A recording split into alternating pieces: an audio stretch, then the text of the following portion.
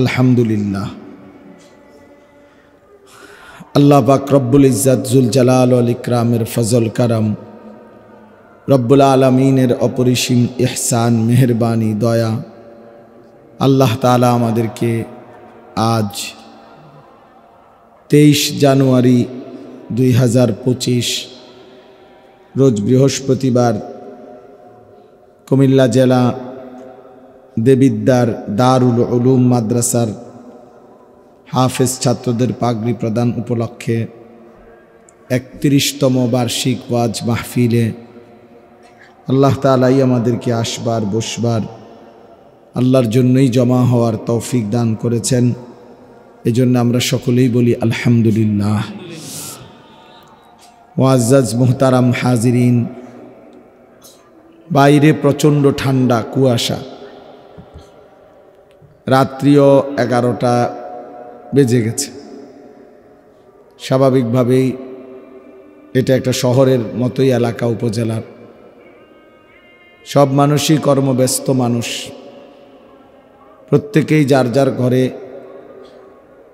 মা বোনরা, পুরুষরা, বয়স্ক বাবারা বিশ্রামের জন্যই অপেক্ষমান। আর স্বাভাবিকভাবে রাত্রিটাকে আল্লাহ তাআলা বান্দার ঘুমের জন্য, আরামের জন্যই নির্ধারণ করেছেন। এজন্য আমরা ইনশাআল্লাহ খুব লম্বা না করে অল্প সময়ের জন্যই কোরআনুল কারীম থেকে একটি আয়াত তেলাওয়াত করেছি। 15 নম্বর পারা, 17 নম্বর সূরা, সূরা বনী ইসরাইল, এই সূরার প্রথম আয়াত। এই আয়াতটিকে সামনে রেখেই অল্প কিছু কথা আমি আরজ করতে চাই। আল্লাহ তাআলা আমাদেরকে তৌফিক দান করেন, আমিন। মূলত এই আয়াতটি হচ্ছে আমাদের প্রিয় নবী সাল্লাল্লাহু আলাইহি ওয়াসাল্লামের জীবনের সবচেয়ে উল্লেখযোগ্য, ঐতিহাসিক, মর্যাদাপূর্ণ একটি বিশেষ ঘটনা, যেটাকে মেরাজের ঘটনা বলে, যেটা আল্লাহ তাআলা নবী সাল্লাল্লাহু আলাইহি সাল্লামকে সর্বোচ্চ মর্যাদাবান করেছেন। মর্যাদার সর্বোচ্চ উঁচা মাকামে আল্লাহ তাআলা নিয়েছেন। এই সম্পর্কিত আয়াত, এই আয়াতটা যেটা আমি পড়েছি।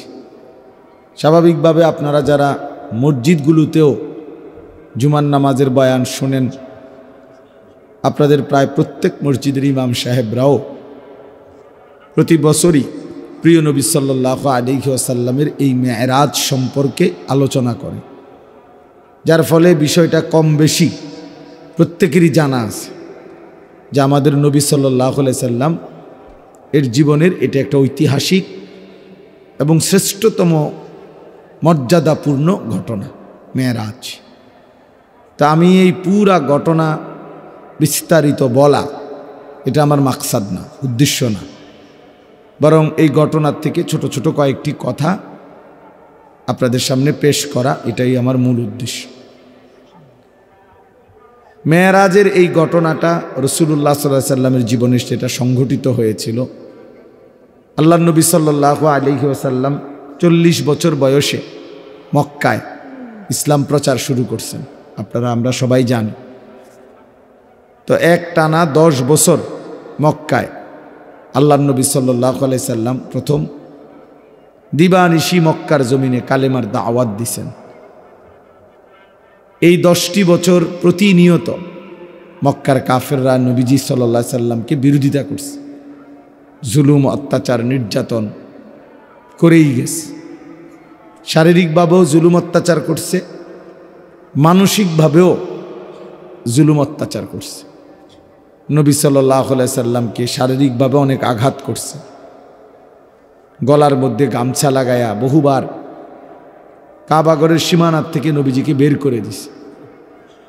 নবী সাল্লাল্লাহু আলাইহি সাল্লাম সেজদা দিছে, তো উটের পচা নারী বুড়ি নবীজির পিঠে চাপায় দিছে।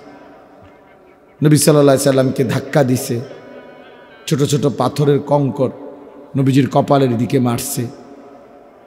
এবং নবী সাল্লাল্লাহু আলাইহি সাল্লামের উপর যে কয়জন সাহাবী কালেমা গ্রহণ করছেন, তাদের প্রত্যেককেই মক্কার কাফেররা নির্মম নির্যাতন করছে, জুলুম অত্যাচার করছে। হজরতে বেলাল, হজরতে খাব্বাব, হজরতে খুবাইব, হজরতে আম্মার, হজরতে ইয়াসের, হজরতে সুমাইয়া, হজরতে জানিরা, এরকম সাহাবিরা খুব মজলুম হয়েছেন, জুলুমের শিকার হয়েছেন, অনেক বেশি নির্যাতন কষ্ট সহ্য করছেন। আমরা কিতাবে পড়ছি হজরতে খাব্বাব রাদিয়াল্লাহু তাআলা আনহু ইসলামের প্রথম যুগে যিনি কালেমা গ্রহণ করছিলেন, তো ওনাকে পরবর্তীতে হজরত ওমর রাদিয়াল্লাহু তাআলা আনহু একবার জিজ্ঞেস করছিল যে খাব্বাব, ইসলামের প্রথম যুগে তুমি ইসলাম ধর্ম গ্রহণ করার কারণে কি পরিমাণ জুলুম অত্যাচার সহ্য করেছো, এটা একটু শোনাও। তখন হজরত খাব্বাব রাদিয়াল্লাহু তাআলা আনহু নিজের চাদর সরাইয়া আমিরুল মুমিনিন হজরত ওমরকে নিজের দুই পাশের কোমর দেখাইলেন। হজরত ওমর দেখলেন কোমরের দুই পাশে এক টুকরা গোশত নাই, হাড্ডিটা ছাড়া। তো হজরত ওমর রাদিয়াল্লাহু তাআলা আনহু হজরত খাব্বাবকে জড়ায় ধরে বললেন, খাব্বাব কি হয়েছিল তোমার? তো তিনি বললেন যে আমার মনিব, আমি ছিলাম গোলাম, কৃতদাস, আমি কামারের দোকানে আমার মনিবের কাজ করতাম। তো যেদিন আমার মনিব শুনছে আমি কালেমা গ্রহণ করছি, তো সেদিন এই গরম কয়লা, উত্তপ্ত লাল কয়লার মধ্যে আমার মনিব আমার দুই পাশের কোমর এমনভাবে চাপ দিয়ে ধরে রাখছে যে গোশতগুলো পুড়ে খসে খসে পড়ে গেছে। এজন্য আর কোনো দিন আমার এই দুই পাশের কোমরে গোশত আর হয় নাই। এইভাবে সাহাবীরা জুলুম নির্যাতন সহ্য করছে। তাইলে শারীরিকভাবে মানসিকভাবে ভীষণ জুলুম অত্যাচার হয়েছে আল্লাহ নবী সাল্লাল্লাহু আলাইহি সাল্লাম এবং সাহাবীদের উপর। কিন্তু আল্লাহ নবী সাল্লাল্লাহু আলাইহি সাল্লামের প্রতি আল্লাহ তাআলার একটা আদেশ ছিল, ফাস্তাকিম কামা উমিরতা। নবীজিকে আল্লাহ বলছেন, আপনাকে যে আদেশ করা হয়েছে কালেমার প্রচার প্রসার, ইসলামের দাওয়াত, আপনি পূর্ণ ইস্তেকামাত, দৃঢ়তার সাথে, মজবুতির সাথে এই কাজে লেগে থাকেন। আল্লাহ তাআলা বলছে কোনোভাবে এক চুলো আপনি এই কাজ থেকে পিছপা হবেন না। আপনার মেহনত, আপনার জিম্মাদারি আপনি করতে থাকেন। আল্লাহ নবী সাল্লাল্লাহু আলাইহি ওয়াসাল্লাম এই জন্য কিতাবে আছে যে মক্কার কুরাইশদেরকে একদিন বলছিলেন, মক্কাবাসী, ওয়াল্লাহি লা ওয়াদাতুমুশ শামসা ফি ইয়ামিনি ওয়াল কামারা ফি ইয়াসারি ওয়া আমারতুম আন আতরুকা হাদিহি দাওয়া লান আতরুকাহা হাত্তা উনাফিজাহা আও আমুতা ইলাল্লাহ। বলছে আল্লাহর কসম মক্কাবাসী, যদি তোমরা আমার ডান হাতে সূর্য এনে দাও, বাম হাতে যদি চাঁদ এনে দাও, আর বিনিময়ে যদি বলো আমাকে কালেমার দাওয়াত ছেড়ে দিতে, আল্লাহর কসম আমি এটা ছাড়ব না। চাঁদ সূর্য এনে দিলেও আমি ছাড়ব না। তার মানে কোনো কিছুর বিনিময়ে, কোনো কিছুর প্রলোভনে আমি ঈমানের দাওয়াত ছাড়ব না। আমি আমার এই ফিকির, আমার এই মেহনত, আমার এই জিম্মাদারি আমি ছেড়ে দেব না। হাত্তা উনাফিজাহা, হয়তো এটা জমিনে বাস্তবায়ন হবে, অথবা আও আমুতা ইলাল্লাহ, আমি মৃত্যুবরণ করে শহীদ হয়ে আমার আল্লাহর কাছেই ফিরে যাব। এর বিকল্প কোনো সুরত আমার কাছে নাই। সমঝোতার, আপোষের কোনো সুরত নেই, সুরত নেই। হক বাতিলের ঐক্য হয় না, গোমরা আর ইমানদারের মাঝে ঐক্য হয় না। চলেন বাবা, বলতেছিলাম আল্লাহ তাআলা আমাদের প্রিয় নবী সাল্লাল্লাহু আলাইহি ওয়াসাল্লামকে যখন এই দায়িত্ব তিনি আদায় করছেন, তিনি বলছেন আমি এক চুলো আমার কালেমার দাওয়াত থেকে বিচ্যুত হব না। কোনো প্রলোভনে নবীজি আপোষ করে নাই, সমঝোতা করে নাই, বরং তিনি বলছেন আমি একা হই, কিন্তু আমি একাই আমার আল্লাহর কালেমার দাওয়াত দিতেই থাকব। 10 বছর পরে আল্লাহ নবী সাল্লাল্লাহু আলাইহি সাল্লামের চাচা আবু তালেব তিনি ইন্তেকাল করছেন। নবীজির বয়স তখন 50। তার 5 দিন পরে বা 7 দিন পরে নবীজির স্ত্রী আম্মাজান খাদিজা রাদিয়াল্লাহু তাআলা আনহা তিনি ইন্তেকাল করছেন। এই নবুয়তের 10ম বছর নবীজির দুইজন আপনজন ইন্তেকাল করছেন। একজন বাহিরে নবীজিকে আগলাইয়া রাখতেন আবু তালেব, আর আরেকজন ঘরে আদর সোহাগ ভালোবাসা দিয়ে আগলাইয়া রাখতেন তিনি প্রিয়তমা স্ত্রী খাদিজা রাদিয়াল্লাহু তাআলা আনহা। তো আল্লাহর নবী সাল্লাল্লাহু আলাইহি সাল্লামের স্ত্রী ইনি সবচেয়ে বেশি সহযোগিতা করছেন নবীজিকে। 25 বছর বয়সে নবী সাল্লাল্লাহু আলাইহি সাল্লাম তাকে বিয়ে করছেন, আর নবীজির বয়স যখন 50 তখন খাদিজা রাদিয়াল্লাহু তাআলা আনহা ইন্তেকাল করছেন। তো এই 25টা বছর নবীর যৌবনের মূল সময়ে তিনিই ছিলেন নবীজির স্ত্রী, এবং 40 থেকে 50 নবুয়তের এই 10টা বছর পরম যত্নে আল্লাহর নবীকে আগলাইয়া রাখছেন আম্মাজান খাদিজা নবীজির স্ত্রী। অনেক বেশি সহযোগিতা করছে, নিজের জান মাল নিজের সবটুকু ভালোবাসা সহযোগিতা মক্কায় সবচেয়ে বেশি দিছেন এই স্ত্রী খাদিজা রাদিয়াল্লাহু তাআলা আনহা। এজন্য আল্লাহও তাকে সম্মান করছেন, কারণ এই গোটা কায়নাতের মধ্যে সর্বপ্রথম কালেমাওয়ালা এই স্ত্রী খাদিজা রাদিয়াল্লাহু তাআলা আনহা। নবীর হাতে প্রথম কালেমা গ্রহণ করছে, নবীজির দ্বীনের কাজে প্রথম সহযোগিতা করেছেন এই নারী খাদিজা রাদিয়াল্লাহু তাআলা আনহা। এজন্য নারী প্রথম কালেমা গ্রহণকারী, নারী প্রথম দ্বীনের কাজে সহযোগিতাকারী, প্রথম সহযোগিতাকারী। আল্লাহ তাআলা আমাদের নারীদেরকে এমন তৌফিক দান করেন। তো বললাম যে আমরা আল্লাহর নবী সাল্লাল্লাহু আলাইহি সাল্লাম এরপরে নবুয়তের 10ম বৎসরের পরে আল্লাহর নবী সাল্লাল্লাহু আলাইহি সাল্লামের উপরে জুলুম অত্যাচার তীব্র বেড়ে গেছে। নবীজি পার্শ্ববর্তী তায়েফ নগরীতে এরপরে গেছেন কালেমার দাওয়াত দিতে।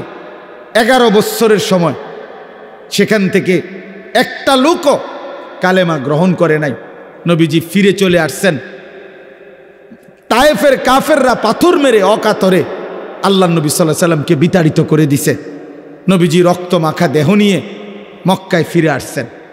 এই সংক্ষেপ কথা হলো, নবীজি যখন তায়েফ থেকে ফিরে আসছে তখন মক্কাবাসী নবীজিকে খুব বেশি বিদ্রুপ করছে যে মুহাম্মদ আজকে 11টি বছর তুমি আমাদের দ্বারাও নির্যাতিত, আমরাও তোমারে বিতাড়িত করলাম, আবার তুমি তায়েফ গেলা, তায়েফেও কেউ তোমার কালেমা গ্রহণ করলো না, বাচ্চারাও তোমারে শেষ পর্যন্ত পাথর মারলো।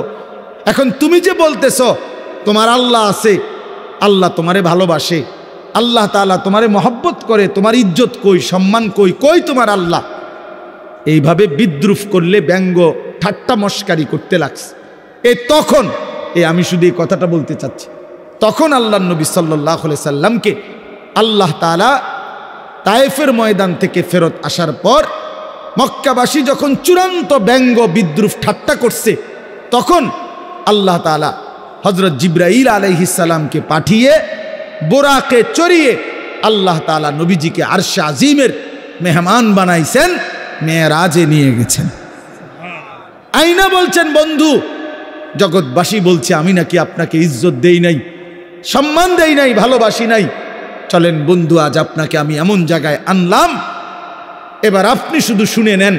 আপনাকে এখন আমি যেই আরশে আজিমের উপরে আয়না দাঁড় করাইলাম, আপনার কদমের নিচে আমার গোটা সৃষ্টি, আপনি আমার সমস্ত সৃষ্টির ঊর্ধ্বে, উপরে শুধু আমি আল্লাহ, আর কোনো সৃষ্টি নাই। অতএব আপনার মর্যাদা পৃথিবীবাসী শুনে নেক যে আমি আল্লাহর পরে সমস্ত সৃষ্টির উপরে আপনি রাসূলের মর্যাদা, আমি আপনাকে সম্মান দিলাম। ইজ্জত কাকে বলে, সম্মান কাকে বলে, কতটুকু হইতে পারে আমি দিলাম। সম্মানের সর্বোচ্চ মাকামে আপনাকে পৌঁছায় দিন। আল্লাহ নবী সাল্লাল্লাহু আলাইহি সাল্লাম মেরাজে গেলেন, এই মর্যাদা পেলেন, আল্লাহ তাআলা আদর করলেন, কথা বললেন, পরম মমতায় বন্ধুর সাথে একান্তে সাক্ষাৎ দিলেন। এই পুরা পর্ব শেষ হওয়ার পর আমি শুধু যে একটা কথা শুধু বলে শেষ করতে চাচ্ছি, প্রিয় বাপ আমার, বন্ধু আমার, আজকে এই রাত গভীরে শুধু মনে রাখেন, নবীজি সাল্লাল্লাহু আলাইহি সাল্লামকে আল্লাহ তাআলা মেরাজে সর্বশ্রেষ্ঠ মর্যাদা, শ্রেষ্ঠতম স্থানে নিয়েছেন। তো সেদিন আল্লাহ নবী বলছিলেন, আল্লাহ মাওলা, আপনি তো আমার ইজ্জত দিলেন, সম্মান দিলেন, মর্যাদা দিলেন, আপনার কাছে আনলেন, আরশে আজিমের মেহমান বানাইলেন। এখন আমি তো আবার ফিরে যাব জমিনে। জমিনে তো আমার উম্মত আছে, ওরা তো গেলে জিজ্ঞেস করবে আপনি আমার উম্মতের জন্য কি দিলেন। আমার আবু বকর তো নিচে আছে, ওমর, ওসমান, আলী, আমার ফাতেমা, আমার হাসান, আমার হুসাইন, আমার সাহাবিরা। তা আপনি আমার উম্মতের জন্য কি দিলেন? আমি তো আমার সম্মান দিলেন, আমার জন্য উম্মতের জন্য কি দিলেন? তখন আল্লাহ পাক রব্বুল আলামিন বলছেন, বন্ধু আমি জানি আপনি বলবেন, আপনি উম্মতের জন্য যে চাইবেন এটা আমি জানি। আপনি একমাত্র এমন নবী যে জীবনের কোনো মুহূর্তে উম্মতকে ভোলেন নাই, কখনোই ভোলেন নাই। আজ মেরাজে এই আরশে আজিমে আপনি ভুলবেন না, এটা আমার জানা আছে। এই জন্য আমি আল্লাহ গত 11টি বছর, প্রিয় ভাই এই শেষ কথাটা মনোযোগ দিয়ে শোনেন, গত 11টি বছর আমি আল্লাহ এই কোরআন নাজিল করছি আপনার উপরে। কত আহকাম, কত আয়াত জিব্রাইলের মাধ্যমে আমি জমিনে পাঠাইছি। কিন্তু বন্ধু বিশ্বাস করেন, 11টি বছর আমি আল্লাহ একটি আমল আমি নিজের কাছে রাখছিলাম। আমার সিদ্ধান্ত ছিল যেদিন আপনাকে আমি এই সর্বশ্রেষ্ঠ মর্যাদার মাকামে আনব, সেদিনে আমি আপনাকে আপনার উম্মতের জন্য সর্বশ্রেষ্ঠ আমল আমি আল্লাহ আমার কুদরতি হাতে আপনার হাতে তুলে দেব। আর সেটাই আজকের এই হাদিয়া। আর সেই হাদিয়াটাই হলো 5 ওয়াক্ত নামাজের হাদিয়া। আজ আপনার মর্যাদার চূড়ান্ত সর্বশ্রেষ্ঠ স্থানে আপনাকে আনলাম, আর আপনার উম্মতের জন্য যে আমলটা দিলাম এটাও সর্বশ্রেষ্ঠ আমল। অতএব প্রিয় বন্ধু আমার, এবার আপনি শুধু এই কথাটাই বোঝেন, 5 ওয়াক্ত নামাজ দোস্ত নওজোয়ান, 5 ওয়াক্ত নামাজ এটা মেরাজের হাদিয়া, আরশে আজিমের হাদিয়া, মহান আল্লাহ পাকের স্বহস্তে দেওয়া হাদিয়া। নবীজির যেদিন মর্যাদার চূড়ান্ত মাকামে আল্লাহ নিছেন, সেদিন সর্বশ্রেষ্ঠ আমল আল্লাহ তাআলা হাদিয়া হিসাবে দিলেন। অতএব আল্লাহর প্রতি যার ভালোবাসা আছে, মেরাজের প্রতি যার ভালোবাসা আছে, নবীজির প্রতি যার ভালোবাসা আছে, আল্লাহর কসম 5 ওয়াক্ত নামাজ তার জীবনে বাধ্যতামূলক। যে জীবনে 5 ওয়াক্ত নামাজ নাই, সে আল্লাহকে চিনে না, সে রসুলকে চেনে না, সে ইসলামকেও চেনে না। তার কোনো আল্লাহ বলতে কিছু নাই, তার কোনো রসুল বলতে কিছু নেই। তুমি মূলত মুসলিম নামের এক লেবাসদারি ধোঁকাবাজ, ধোঁকাবাজ। তুমি এক প্রতারক, প্রতারক যে মনে করছো মুসলমান মানে শুধু আইডি কার্ডে লিখলে হয়। তুমি ভাবছো শুধু জন্ম নিবন্ধন সনদে লিখলে ধর্মের পাশে ইসলাম এতেই চলবে। না বাপ, হাসরের ময়দানে আইডি কার্ড নিবে না, কবরে জন্ম নিবন্ধন সনদ নিবে না, নিবে সেজদা, নিবে সেজদা, হিসাব হবে সেজদার। এজন্য আজকে এই রাতে আপনাদের কাছে আমার অনুরোধ, দয়া করে মেহেরবানি করে রাসূলুল্লাহ সাল্লাল্লাহু আলাইহি ওয়াসাল্লামের এই পবিত্র মেরাজ, আল্লাহ তাআলা যেদিন তাকে সর্বোচ্চ সম্মান দিছেন, সেদিন আল্লাহ 5 ওয়াক্ত নামাজ নবীজির হাতে তুলে দিছেন। কেন আপনারা, আমরা প্রিয় ভাই আমার, এই যে কয়জন বসছেন ইনসাফের সাথে বলেন, 5 ওয়াক্ত নামাজ যাদের ছুটে যায়, কেন ছুটে গেল বাপ? আরে মনিবকে চেনে না, বানানেওয়ালা চেনে না, সৃষ্টিকর্তাকে যে চেনে না, যে তাকে আদর করে লালন পালন করে গোটা কায়নাত দিয়ে, ওই মালিককে যে চেনে না, আল্লাহর কসম তার চাইতে মূর্খ, নাদান, গণ্ড মূর্খ আর কেউ হইতে পারে না। সেজদা বিহীন যেই বেটা, তুমি বাকি যা পড়ছো বাকি সবগুলো পড়া ভুয়া, ভুয়া, ভুয়া বেটা, এগুলা ভুয়া বেটা, ভুয়া। বাকি এগুলো সারাও বেটা দুনিয়া মিলে বেটা, দুনিয়ার সবগুলো পড়া কিচ্ছু না পড়লেও মূর্খ, বকলম, নাম দস্তখত করতে জানে না, টিপসই দেয় এমন বেড়াও দুনিয়া বাত খায়, গুম যায়, পেশাব পায়খানা করে, বিয়া করে, বাচ্চা কাচ্চা হয়, টাকা পয়সা হয়, কোটি কোটি টাকার মালিক হয়, ক্ষমতাও দেখায়, নেতাগিরিও দেখায়, মাতবরিও দেখায়। হ্যাঁ, কি শিখলা 12 বছর? এই বাবা সন্তানকে কি শিখাইলেন? 16 বছর সন্তানের পিছনে আপনি বললেন পোলারে পড়ালেখা করাইয়া শিক্ষিত বানাইলেন, যে সন্তান সেজদা দেয় না, মালিককে চিনে না। আল্লাহর কসম, তাকে শিক্ষিত বানান নাই, বরং উপার্জনকারী প্রাণী বানাইছেন। তাকে কামাই রোজগারের কোনো একটা সিস্টেম, কোনো একটা নিয়ম শিখাইছেন পয়সা রোজগার করার। কিন্তু ইনসান মানুষ হয় নাই, মানুষ বলে তাকে সেজদা করে। জি, আল্লাহ তাআলা মানুষকে বানাইছেন এই সেজদার জন্য। অতএব যার কপালে সেজদা নাই সে মানুষ নয়, বরং কোরআন তাকে বলছে আনআম, চতুষ্পদ জন্তু, জানোয়ার। জানোয়ার বলছে। অতএব চলেন হিসাব লাগান, আর নাই তো তর্ক করলে তর্ক করেন, আমি রাজি। আপনি প্রমাণ করে দেন মালিককে যে চিনে না সে মানুষ হয় কিভাবে? কোন যুক্তিতে? কোন যুক্তিতে বলেন? পৃথিবী ভোগ করতে হলে তো শিক্ষা দীক্ষা ছাড়াই হয়। বোবা মানুষও তো পৃথিবী ভোগ করে। যে বোবা সেও তো ভাত খায়, ঘুম যায়। বোবাও তো পেশাব পায়খানা করে, বোবাও তো বিয়ে করে, বোবারও তো বাচ্চা হয়। অন্ধ মানুষও তো বিয়ে করে, অন্ধ মানুষও তো দুনিয়া ভোগ করে। বধির মানুষ যে কানে শুনে না, তো দুনিয়া ভোগ করে। প্যারালাইজড, পঙ্গু, অচল, প্রতিবন্ধী, পাগল, সেও তো খানা খায় বেটা, সেও তো দুনিয়া বাইচা রইছে। তো দুনিয়া ভোগ করা এটা আশ্চর্য কিছু মিয়া? দুনিয়া তো জন্তু জানোয়ার আমাদের চাইতে বেশি ভোগ করে। একটা হাতি 250 কেজি খাবার খায় একদিনে। একটা তিমি 200 জন মানুষের সমপরিমাণ খাবার এক বেলা খায়, একবারে।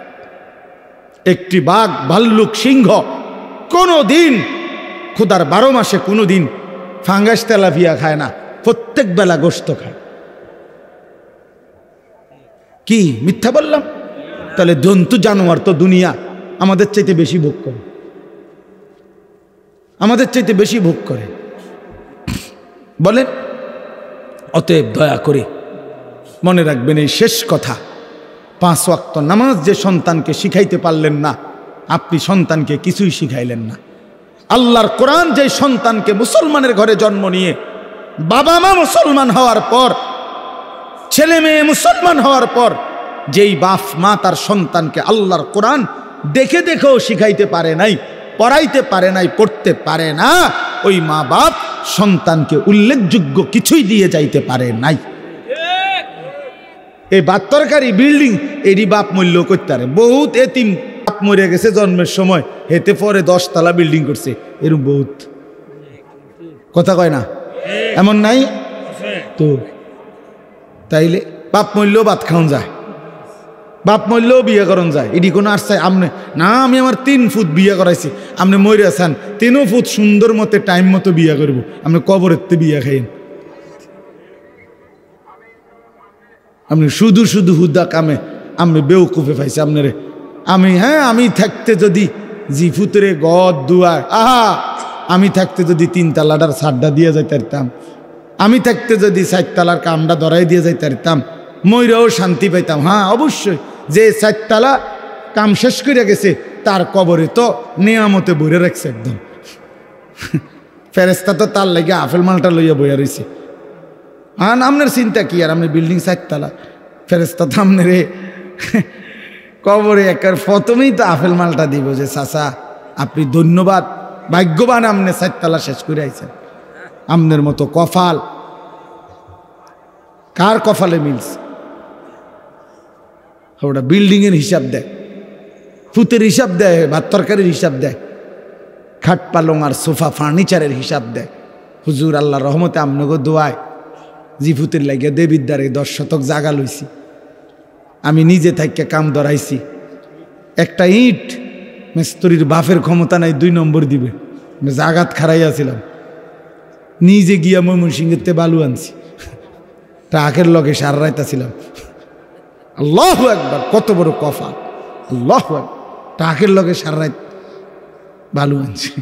আবার বাইতাই না বালুরে ধুইছে, বালুরে ধুইয়া এরপরে আস্তর করছে যাতে করে বালুর মধ্যে কোনো বালু না থাকে।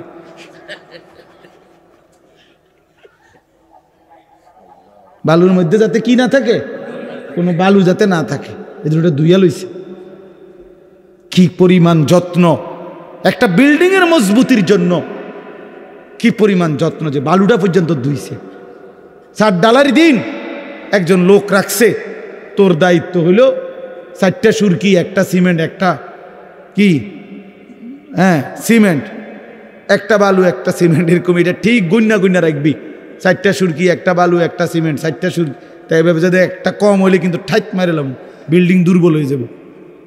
বিল্ডিং এত মজবুত, ছাদ এত মজবুত, নিজে থাইকা পানি দিছে 15 দিন 20 দিন, সাইডের ওয়ালগুলো গাঁথছে মিস্ত্রি, নিজে থাইকা পানি দিচ্ছে। হায় রে মুসলমান, একটা বিল্ডিংয়ের জন্য এই পরিমাণ ঘাম জড়াইলেন।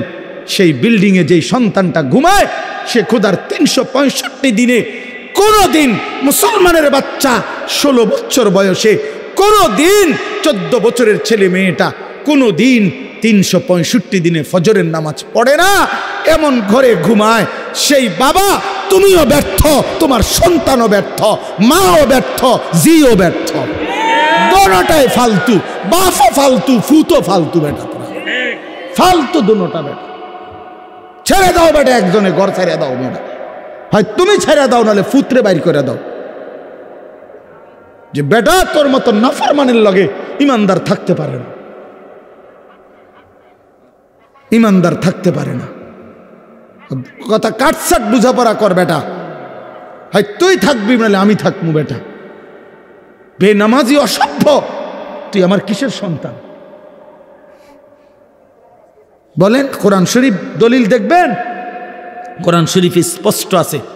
নূহ আলাইহিস সালাম তার ছেলে কেনান ওই যে পানিতে যখন ডুবে যায়, নূহ নবী আল্লাহর কাছে দোয়া করছিল, আল্লাহ ইন্না ইবনি মিন আহলি, আল্লাহ ওই যে ছেলেটা এটা আমার পরিবার। খোদার কসম কোরআনে আছে সূরা হুদের মধ্যে, ইয়া নূহ ইন্নাহু লাইসা মিন আহলিক, আল্লাহ বলছে হে নূহ সাবধান, এটা তোমার সন্তান নয়। বেঈমান ইমানদারের সন্তান হয় না। ইন্নাহু আমালুন গায়রু সালিহ, এটা বেআমল সন্তান, বেআমল সন্তান, বেআমল সন্তান মুমিনের ইমানদারের সন্তান হয় না। এজন্য ছেলেরা, 10 জন ছেলেও যদি হও, আরে বাবা তোমার একজন রে আমি বলি, আমি এক ফেরিওয়ালা যে দিবানিশি চিল্লাই, আমি বললাম বাবা যার কপালে সেজদা নাই, তোমরা যারা নামাজ পড়ো না ছেলেরা, তুমি মুসলমানের সন্তান না, তুমি ইমানদারের সন্তান না, তুমি লাওয়ারিস, তুমি বেওয়ারিস। তোমার কোনো, তুমি লাওয়ারিস সন্তান, তুমি বেওয়ারিস সন্তান, তোমার বাপ নাই, তোমার মা নাই। আল্লাহ বলছে ইন্নাহু লাইসা মিন আহলিক, নূহ সাবধান, বেঈমানের জন্য কিছু বলবা না। ফালা তাসআলনি, সরাসরি কোরআন আল্লাহ বলছে বেঈমান সন্তানের জন্য আমি আল্লাহর কাছে কিছু চাইও না, সাবধান। আজকে আমরা এটা বুঝি না মিয়া, আমরা বুঝি কাল ভাতের থালা, ভাত তরকারি, খানা খাদ্য, আর দুনিয়া, আর দুনিয়ার চাকরি ব্যবসা, বিদেশ, টাকা, বিল্ডিং, দালান, খাট পালং, সোফা, ফার্নিচার। চোখের সামনে ছেলেটা নষ্ট হয়ে যাচ্ছে, বাবার চোখে কোনো পানি নাই। চোখের সামনে মেয়েটা 8-7 কাপড় পরে রাস্তা রাস্তায় ঘোরে, মায়ের চোখে কোনো পেরেশানি নাই, লজ্জাও নাই। এই বেটিও নির্লজ্জ, বেটির জিও নির্লজ্জ, দোনোটা বেহায়া, দোনোটা বেহায়া বেটা। আমার মাও ইজ্জতওয়ালা, আমার কন্যাও ইজ্জতওয়ালা, আমার বিবিও ইজ্জতওয়ালা। আমার দাদিরে দেখছি কালো ঢিলে ঢালা বোরকা পরে, আমার মারেও দেখছি কালো ঢিলে ঢালা বোরকা পরে, আমার বিবিও কালো ঢিলে ঢালা বোরকা পরে, আমার কন্যাও কালো ঢিলে ঢালা বোরকা পরে। যে আখলাক আমার দাদির, সেই আখলাক আমার মার দেখছি, সেই আখলাক আমার বিবির, সেই আখলাক আমার কন্যা। আলহামদুলিল্লাহ। বলো মিয়া, ওই মা কিসের মা? যে মায়ের চোখের সামনে 16 বছরের মেয়েটা এতটা টাইট কাপড় পরে, একটা এফরনও নাই, একটা ঢিলে ঢালা কোনো পোশাক নাই, সে বোঝে না এই মহিলা যে তার মেয়েটারে রাস্তায় কে দেখবে। বেডি তুমি সিরা খাও, তুমি ভাত খাও না, তুমি বোঝো না তোমার মাইয়ারে দেখবে কে? রাস্তার লম্পট ছেলেরা দেখে কি মন্তব্য করবে? এটা কি বুঝার কিছু বাকি আছে? কেউ না বুঝার কিছু আছে এটার মধ্যে? তাহলে আপনি এই কথাটা, এই বাংলা কথাটা বুঝেন না আপনি? না না না, মেয়ে শিক্ষিত হইতে আছে। আরে বাপরে, শিক্ষিত ইংরেজি কয়, ইংরেজি কয়, কবিতা কয়, two little black birds sitting on a wall, one called Peter, one called Paul. দুইটা কাউয়া বসছে একটা ওয়ালের উপরে, একটা কাউয়ার নাম হইল পিটার আর একটার নাম হইল পল। আমি বলি একটা কাউয়ার নাম হলো লোটা আর একটা কাউয়ার নাম হলো বদনা। এই হলো দুইটা কাউয়া। এটাই তো অর্থ কবিতা এটার। এটা অর্থ না, বলো না সিয়াম, এটার অর্থ কি? টু লিটল ব্ল্যাক বার্ডস অর্থ কি? ছোট দুইটা কাউয়া সিটিং অন এ ওয়াল, ওয়ালে বইছে। আর তো কাউয়া ওয়ালে বইলেই কি, সালে বইলেই কি? তোমার কিতা, তোমার ফুতের কিতা? এটা কি শিখছে? এটা কি শিখলোটা কি? এনে কাউয়া বইছে বলে ওয়ালে। আর আমার ইমানদার সন্তান শিখবে কালেমা লা ইলাহা ইল্লাল্লাহ, লা ইলাহা ইল্লা, বলবে সারা কায়নাত কিচ্ছু নাই, আছে শুধু একজন, তিনি আমার আল্লাহ। अगरचे बुत हैं जमात की आस्तीनों में, मुझे हैं हुक्म खुदा ला इलाहा इल्लल्लाह। আল্লামা ইকবাল বলছে, শোনো ইমানদার কেমন হয়, কয় যে তিনি বলেন মোমেন হবে সে মূর্তির স্তূপের উপরে যদি কাউকে দাঁড় করায় দেয়, মনে করেন মূর্তির স্তূপ দিয়া এটার উপরেও যদি কালেমাওয়ালা মোমেনকে দাঁড় করায়, মোমেন মূর্তির স্তূপের উপরে দাঁড়িয়েও বলবে লা ইলাহা ইল্লাল্লাহ। अला अगरचे बुत हैं जमात की आस्तीनों में, मुझे हैं हुक्म खुदा ला इलाहा इल्लल्लाह। আমি আমার আল্লাহকেই ডাকবো, আল্লাহকেই ডাকবো। এই জন্য ওই আগের কথা মনে রাখবেন, কোরআনের ভিত্তিতে ঐক্যবদ্ধ, হক যেটা সেটাই আমার গ্রহণযোগ্য। পৃথিবী যত আধুনিক হোক, আপনি আপনার স্ত্রীকে বেপর্দা বানাবেন না, আপনার মেয়েটাকে বেপর্দা দিয়েন না। বাপ, এই বাপ, স্ত্রী ছেলে মেয়ের বিষয়টা একটু স্পর্শকাতর। কেন? স্ত্রী ছেলে মেয়ের নাফরমানির কারণে, বিশ্বাস করেন এখানে একটু ঝামেলা হলে এটাই যে স্ত্রী এবং ছেলে মেয়ে যদি নাফরমান হয়, এর কারণে ওরাও গুনাহগার হয়, অভিভাবকও গুনাহগার হয়। এই ঝামেলা হইলে এনে, আজ যদি এমন হইতো তাই বেটিরটা তাই, আমারটা আমি, শুধু বাত এক লগে, বুঝেন না? এটা হলে ঝামেলা ছিল না, মাইয়ারটা মাইয়া, আমি বাপেরটা বাপ না।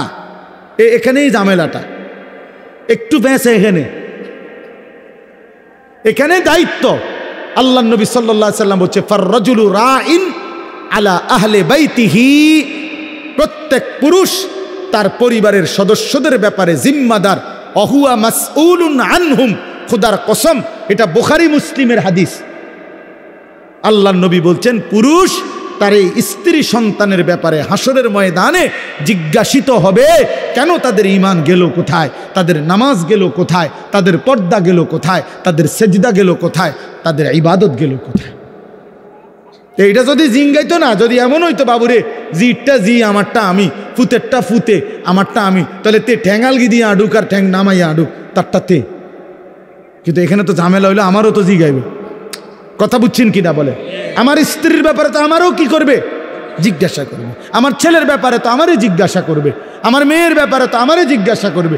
যদি এই মুআমালা না হতো তো ছেড়ে দিতাম, যা পিছে দিয়ে ফির, তোর কপালে তুই যা, আমার কপালে আমি। কিন্তু এখানে ঝামেলা হতো হলো তার নাফরমানির কারণে তো আমিও আটকায় যাব। এই জন্য আমরা কোরআন সুন্নাহর ইলমের কথা বলি, এটাই শেষ কথা। কেন মাদ্রাসাগুলো চিৎকার করে?